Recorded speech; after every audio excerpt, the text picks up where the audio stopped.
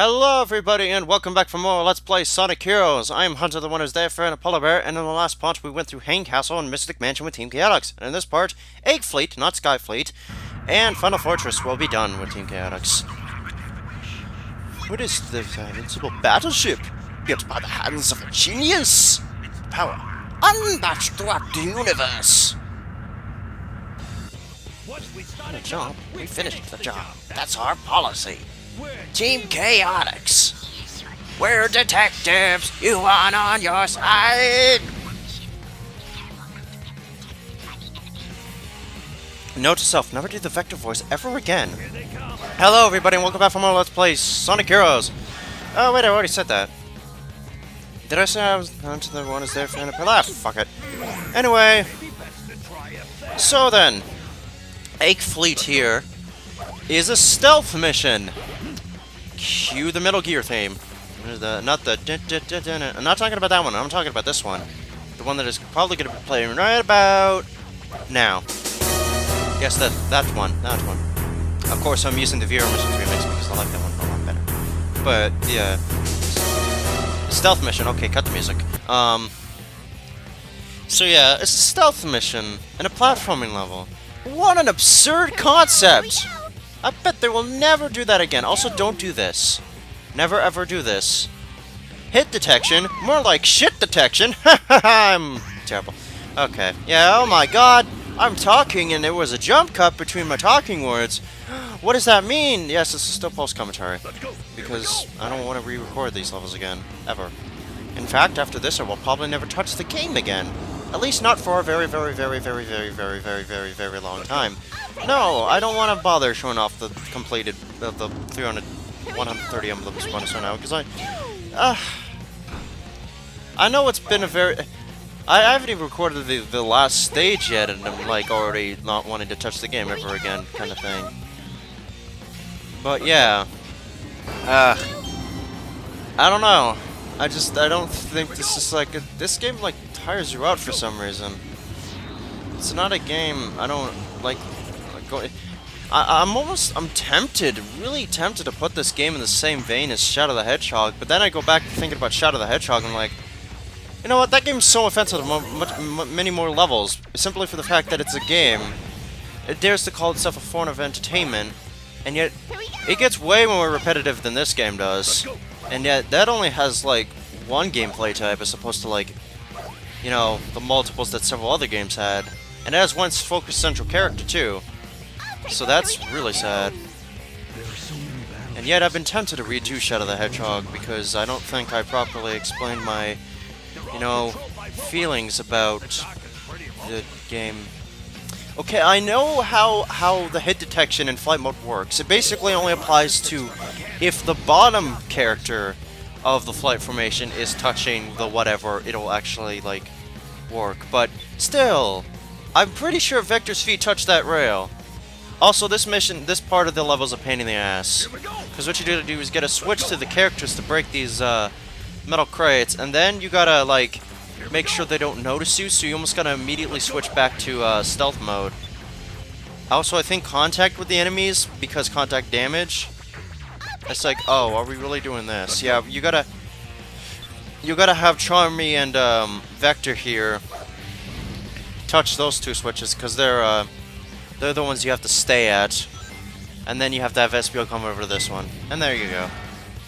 And switch, or don't. No, don't switch. All those chips, or did you say shoes? Or choose? Oh, whatever. I think I stumble around a bit in this one. Look how slowly I'm moving. So slow. So slow. There we go. Ah. Trying to think of what to... Oh yeah, that's right. I was gonna say, wasn't I gonna talk about something in this video? It's like, yes I was. Omega Ruby and Alpha Sapphire. Oh my god, Gen 3 remakes are coming out. Play the trumpets, Barry. Wait, I don't have a Barry. I'm Barry in this case. But play the trumpets anyway. Yes, glorious trumpets. Glorious Gen 3 trumpets. Oh man, that GBA sound font is so bad. But yeah. So yeah, the Gen 3 remakes have officially announced, very haphazardly, mind you, by Nintendo. They're coming out to the 3DS, and judging by the very short amount of gameplay footage they showed us yesterday, because I recorded this on, well, I mean, but technically in Japan, it would be the next day in Japan, wouldn't it? Yeah, it would, by this time. But yeah, on, Sunday, this Sunday, the Sunday morning in Japan, basically, they had their Pokemon morning show thing, Pokemon Star TV, or is sometimes Pokemon Smash. It changes from time to time. They had that thing, and at the end of it, they had like about 10 seconds of what is probably obviously the intro of the game, like the opening thing before you press the start button after all the splash logos for the company, for Game Freak and whatever. Like, that's probably all it was. But that's all they showed off. And obviously the November 2014 release date, which we knew about when the game was first revealed in the also very short 30-second trailer that the Pokemon channel put up on YouTube. But yeah. Also, this is annoying. Yeah, you gotta hover down and hit these switches. This is literally the worst. And you can't touch that laser either. This is very awkward. So awkward. You can't even imagine how awkward it is. Well, you probably can because you're watching it right now. Look how this game is the best game ever made. Don't worry, I will bitch about games I like too. In fact, I'm probably going to be doing that a few times in Paper Mouth Has a New Door. Despite it being... And then all of that was basically for nothing. It's like, what? What do I do? I'm hitting it. It's his power. What am I missing here? I don't... Let's go. Here we go. It says power right there, and I'm smacking it. But nothing is going on. Until I realized you have to shoot it with the bubblegum thing.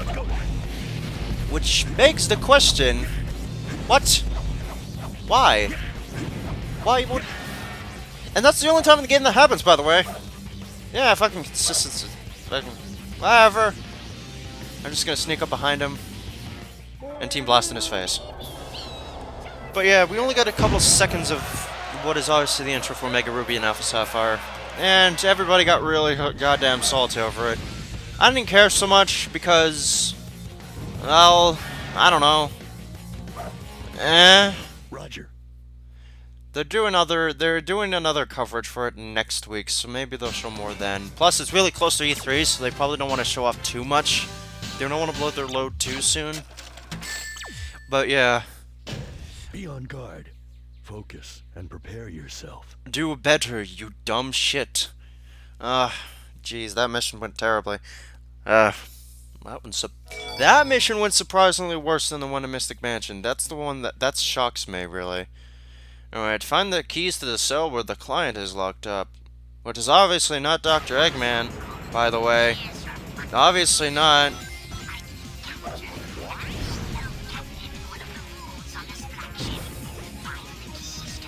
I wonder when I'll get to 3D Blast. I'm only thinking that because of the somewhat loose connections between this level's music and Volcano Valley's and from Sonic 3D Blast. Which is a very loose connection. Because I kind of hear it, but I also don't. Like, the beat is the same, the dun dun dun dun dun dun dun dun dun dun dun dun. But the pitches for those cues are a lot different in this track than in Volcano Valley. But they do sound the same in a way. At least a lot more than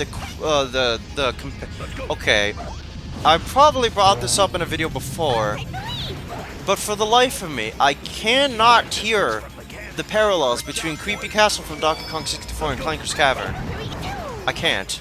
Unless it's a sub-track in Creepy Castle, the main track that plays outside of the castle area, I don't hear Clanker's Cavern in it. I'm sorry, I don't. I played both games a decent amount of times. Banjo-Kazooie a hell of a lot more, so you'd think I'd be able to pick up on it. But I tried. I didn't. I don't hear it. I don't. I just don't. Unless that isn't even a comparison people make. Which it probably isn't, and I'm just going crazy and thinking that was something somebody said. I swear, I'm pretty sure it was Clanker's Cavern and some other track that people kept drawing comparisons to. And I did listen for both cues, by the way. Both, the track that plays when you're outside of Clanker and the one that plays inside. I listened for both in Creepy Castle's track. I didn't hear either. I tried. I might give them a listen again, but I don't hear it. I don't. Maybe I'm tone deaf. I don't know. It's possible. I mean, I'm not the best singer.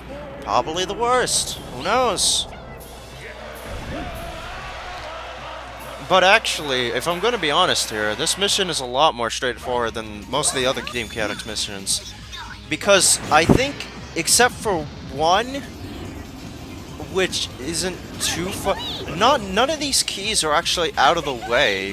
They're practically in plain sight, to be honest. So, usually, I don't think it's very hard to fail this mission. It's just a matter of getting through this level without, you know, dying. Which is a bit hard to do, considering it's this level. And I made a jump cut there. Subtle. Good job. You didn't even notice it. So much so that I had to address it. Okay, it wasn't even subtle at all. That was actually the least subtle jump cut I had to make, because I paused the game for whatever reason. And this time I literally don't remember, because it's been over a month since I recorded this footage, so yeah. I literally do not remember why I've had paused the game. If I would hazard a guess, though, probably a text message. Yeah, I'd say that. That seems reasonable. I mean, it's not like you can do anything else. Hey, Charmy, why don't you fly infinitely like you do in Knuckles Chaotix? Oh yeah, because that would break the game. Like it does in Knuckles Chaotix. Which I have played a bit, by the way, on a ROM, because, you know, who the hell is willing to pay over, like, $200 just to have a chance at playing Knuckles Chaotix? No, I'm not talking about the price of the game by itself. I'm talking about getting this 32X for his Sega Genesis on top of buying the game itself, which is fucking rare as hen's teeth. By the way, it goes for a ridiculous price, and if you're wanting to get just the cartridge, you're looking at about $50. At least last time I checked, you are. Good luck if you want to get a boxed copy. I mean, Christ. All right, so yeah, don't run into that, you idiot. Just go through it with your teleporter powers, and I just killed Charmy and Vector because I felt like it, I guess. Yeah, they're just gonna stay there lying on the floor. But then they're back suddenly! There they are! Yay! Ah, God, I can't wait until London. Actually, I'm tempted to put, like... Usually I'm not one to consider the possibility that somebody is just watching these plays... Is there a guy here? I don't see anybody. Oh, there he is. I guess he doesn't show up unless you're visible for some reason.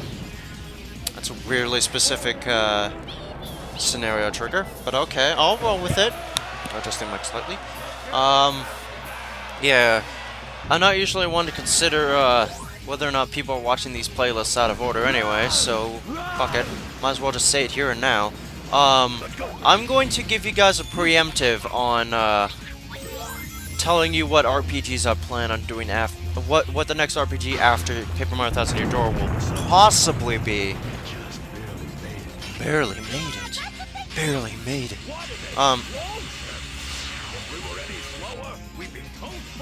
Because as everybody knows, all toasters toast toast. Yeah, Jesus, even trying to do that. That voice does something bad to my throat. Also, holy crap, that was close. Oof. Don't ever do that again. Come on, I'm touching the rail. Look at this. I'm touched. Let me get on the rail. Oh, fuck you, game. Seriously. Can you give me a chance? Like, come on. Okay. I'm gonna do the preemptive on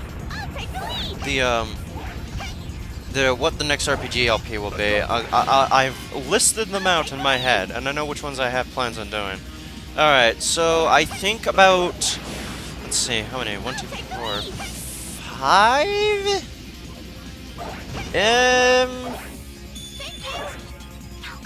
Yeah, let's go with 5. No. Well, 4 for now, because I want to make it 5 for some reason. But I have 4 already planned out to which ones I want to do next. So after Paper Mario the Thousand Year Door, either we can do Kingdom Hearts Final Mix, Super Mario RPG, Chrono Trigger on the Virtual Console with me possibly inserting the PS1 cutscenes, and then I'll do the DS content in a separate couple of videos after I finish the main storyline. Or even though it functionally is not even, it doesn't even feel right to consider it an RPG given the conventions of a traditional RPG. Even action RPGs have these kinds of things. Paper Mario Sticker Star, which is probably going to be a very, very negative LP because I'm stuck in his foot. No, because while that game has quite a bitchin' soundtrack, nothing else can even compare to the other titles. And even on its own, I'm starting to feel like it isn't even that good of a game. Because the way the game works is very counterintuitive to itself. There's almost no point to doing anything in it. And I'm pretty sure everybody knows why, but also, fuck that shit! I was so close to getting an A rank on this level, but then the game was like, no. So I went through these, I'm not gonna get it. I would have gotten an A rank on it, except for the fact that if you even move the control stick slightly after going off a ramp, you're not touching that rail. You're just not.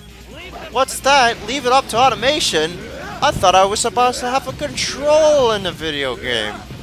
What? That's bullshit. Who needs control when you can just watch a movie? While playing a video game, but not really. God, I imagine everybody buys David Cage. If everybody's a trophy/achievement whore, I bet everybody buys David Cage's because there's so much minimalism in not having to do... Maybe... Or maybe they just don't have trophies. Probably not. They probably don't have trophies because really it's like if they have trophies, they tell you to go through the game and have a certain ending. It would go against David Cage. It's just like, don't go through the game any more than once because if you do, then you start to see how plot hole filled my games are. And how the story completely falls apart when you know the ending. Lackluster performance, they'd say. Yeah, I wish we had another game, but nobody bought ours. Probably because it was on the 32X. Anyway, next time on Let's Play Sonic Heroes, we're gonna be finding Ink Emperor for the last time! Yay!